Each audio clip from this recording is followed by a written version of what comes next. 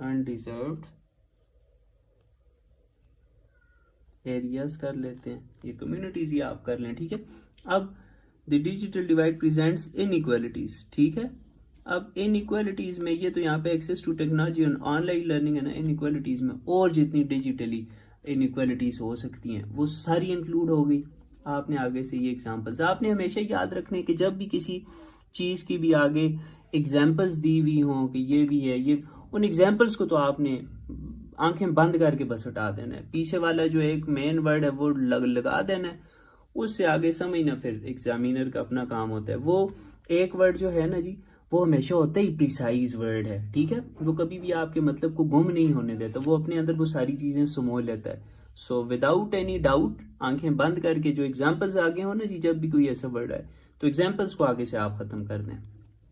अच्छा, to maximize the benefits and address the challenges, educators must strike a careful balance in integrating technology into their teaching methods. अच्छा, अब ये कह रहे हैं कि एजुकेटर्स जो हैं वो बड़े तरीके से, ताकि नुकसान भी ना हो और बेनिफिट्स और नुकसान को बड़े तरीके से, चैलेंजेस और बेनिफिट्स को बैलेंस करते हुए इसकी इंटीग्रेशन करनी है। ये ना हो कि इसकी ज़्यादा इंटीग्रेशन नुकसान का सबब बन जाए।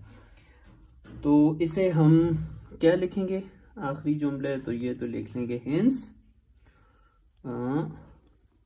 आप जब एक दफ़ा, दरअसल मेरी स्ट्रेटेजी ये है, मैं इसकी उर्दू बना लेता हूँ, आप अगर हिंदी करते हैं, हिंदी वाले भी हम लोग एक ही लोग हैं सारे, तो अपनी ज़ुबान में कन्वर्ट करके फिर जो आसान से आसान अल्फाज में मैं उसकी अंग्रेजी बना सकता हूँ वो मैं बना लेता हूँ। अब मैं उसकी बात समझ गया हूँ, अब मैं कहूँगा एजुकेटर्स मस्ट बैलेंस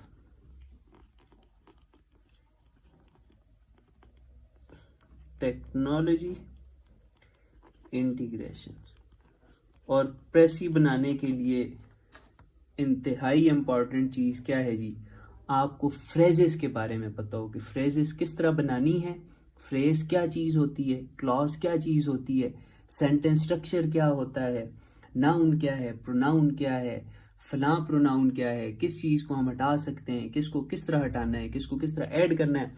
तो इसके लिए मेरा एक कंप्लीट जो है वो राइटिंग वर्कशॉप है, 30 लेक्चर्स हैं उस राइटिंग वर्कशॉप में, ठीक है। और अगर आप वो 30 लेक्चर्स अटेंड कर लेंगे तो मुझे नहीं लगता कि फिर आप कभी भी किसी कॉम्पिटिटिव एग्जाम में मार खाएंगे, बशर्ते कि आप एक मेहनती स्टूडेंट हैं, आप वो लेक्चर अटेंड करने के बाद फिर उन पर प्रैक्टिस भी करेंगे। सो उसका लिंक अभी आपको ऊपर आई बटन में मिल रहा होगा, वो जो मेरी पूरी राइटिंग वर्कशॉप है। सो ये जी हमारे 9 के 9 सेंटेंसेस जो हैं वो हमने बदल लिए हैं जी, अपने अल्फाज में प्रिसाइज कर लिए हैं। स्टेप 2 हो गया कंप्लीट। अब आ जाता है जी स्टेप नंबर 3। अब स्टेप नंबर 3 में आपने क्या करना है, स्टेप नंबर 3 में आपने करना है जी आप डेवलप करना है किस चीज का। अब ये जो आपने नए सेंटेंसेस बनाए ना सारे, इन सब को जोड़ के ना जी आपने एक नया पैराग्राफ सामने लेकर आना है, ठीक है जी।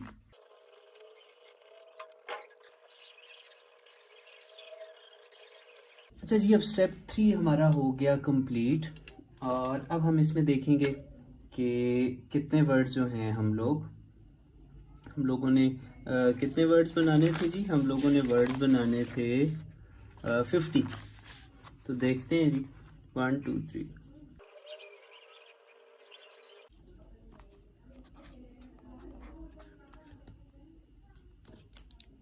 अच्छा जी, हमने बनाने थे 50 जबकि ये हैं 57, और 5 से 10 वर्ड्स की गुंजाइश हमारे पास हमेशा होती है।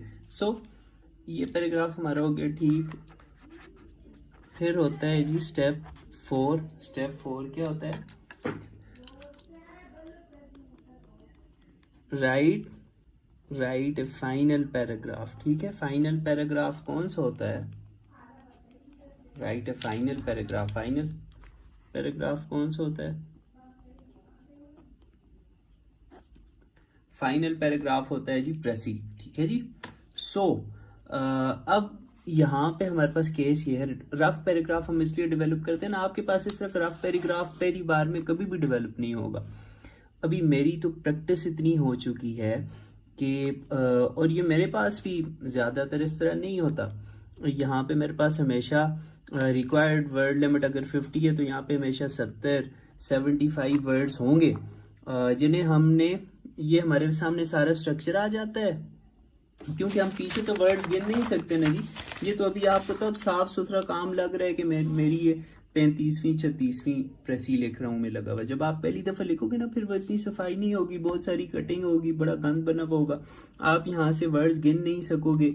तो और एग्जाम की प्रेशर वाली सूरत हाल में तो गिनने होते ही नहीं है। जब तक आप एक रफ पैराग्राफ डिवेलप नहीं करते तो आप बहुत गलत हो जाते हो। इसलिए रफ पैराग्राफ डिवेलप करना बहुत ज़रूरी होता है। यहाँ पे आपको एक तो वर्ड काउंट पता चल जाता है, फिर आपको ये पता चल जाता है मैंने कितने और वर्ड्स काम करने हैं।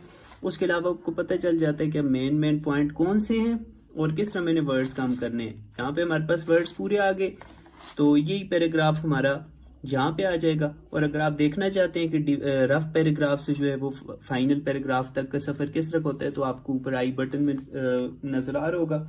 इससे पहले मैं प्रेसिज कर चुका हूँ तो आप उनमें देख लें कि यहाँ पे हमारे पास वर्ड काउंट ज़्यादा आ रहा था, उन्हें हमने फिर इस चीज़ में कन्वर्ट किया। फिर इसके बाद आ जाता है जी स्टेप 5, क्योंकि स्टेप 4 की हमें हमारे इस दफ़ा आसानी से हल हो गया। मगर मैं फिर आपको कह रहा हूँ आपके पास कभी भी इस तरह का पैराग्राफ नहीं आएगा। अभी तो मेरी स्किल इतनी ज़्यादा हो गई है, I have been doing these things for the past 4 years, तो पहली बार में ये मुमकिन ही नहीं है कि आप इस स्टेज पे आ जाएं। ठीक है ना जी।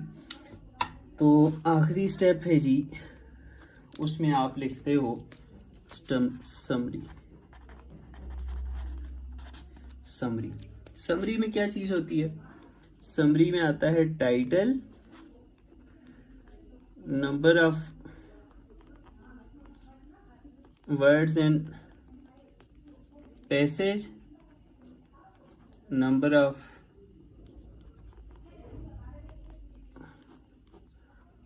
of words required और number of words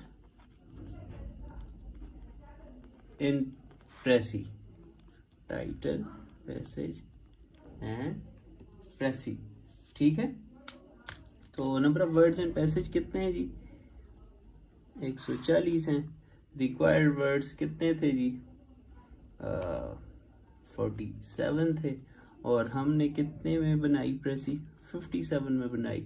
so acceptable है। मगर अच्छी बात ये कि अगर इससे भी 5-7 वर्ड्स 3-4-5 वर्ड्स कम हों तो बट यहाँ तक बड़ा ज़बरदस्त हो गया। इसके बाद टाइटल। सो जब आप रीडिंग करते हो पैसेज की, फिर एक सेंटेंस लिखते हो, उनके साथ मैकेनिक्स करते हो, रफ पैराग्राफ बनाते हो, फाइनल पैराग्राफ बनाते हो, तो मेरे ख्याल से टाइटल आपके लिए जानना फिर कोई मुश्किल चीज़ नहीं रहती। तो यहाँ पे टाइटल मेरे माइंड में आ रहा है the impact of technology on क्या? On education. तो ये था जी आज का हमारा टॉपिक। ये है जी प्रेसी राइटिंग की कंप्लीट टेक्निक, और होपफुली आप जो है वो कुछ ना कुछ फ़ायदा आपको हुआ होगा। सो थैंक यू जी, अल्लाह हाफिज़।